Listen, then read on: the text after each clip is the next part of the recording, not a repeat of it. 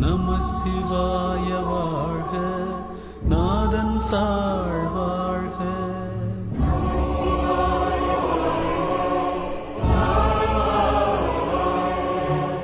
இமை பொழுதும் என் நெஞ்சில் நீங்காதா தாழ் வாழ்க.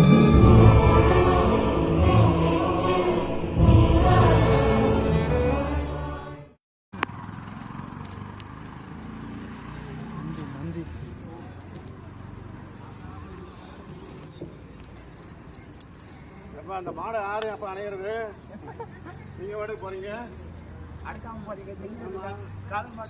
நீங்க வாடகைக்கு மாடை அணைக்கிறது போறீங்க. அணையிறது